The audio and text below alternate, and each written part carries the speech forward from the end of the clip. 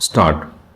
Now, for many years past, most of these problems have been considered in the world context, and I had a feeling, and I still have that feeling, that the continent of Asia is somewhat neglected, somewhat overlooked. Stop.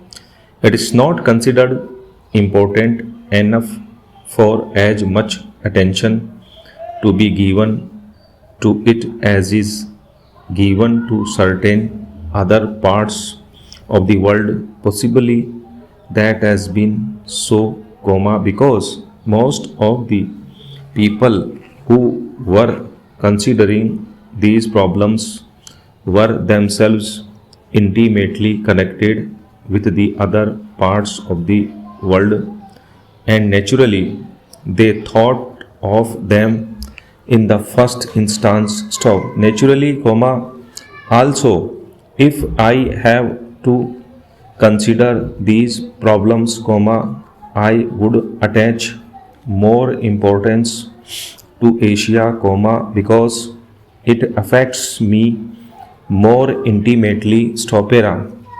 About that kind of reaction apart, it is quite obvious that you cannot consider the problem of Asia or the problem of Europe or the problem of America or the problem of Africa in isolation from the problem of other countries. Stop.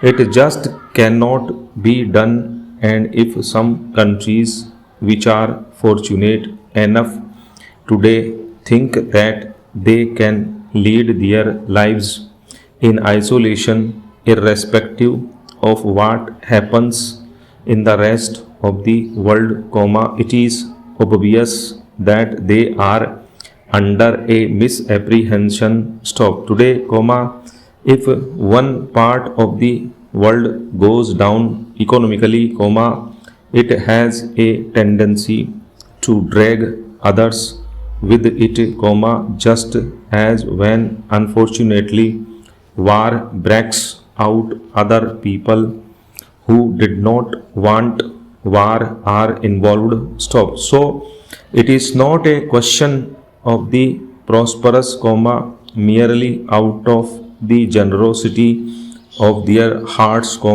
helping those who are not prosperous, though generosity is a good thing. Stop.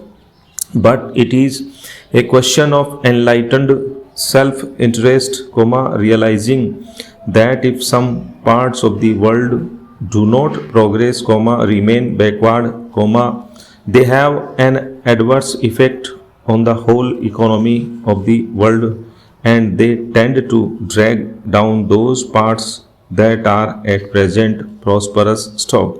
Therefore, it becomes inevitable to consider these problems in the global way and to pay even more attention to those parts which are relatively backward. Stop.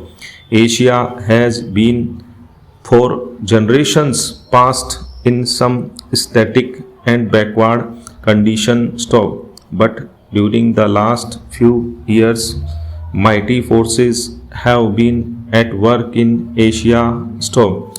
These forces inevitably thought in terms of political change to begin with, because without political change it was not possible to have any far-reaching or enduring economic change. Stop. Large parts of Asia were colonial territory dominated by other countries, from that connection they have obtained some advantage sometimes. Stop. While it did undoubtedly, in a sense, shake up that static condition, at the same time it tended to preserve it too for the benefit of the people. Stop.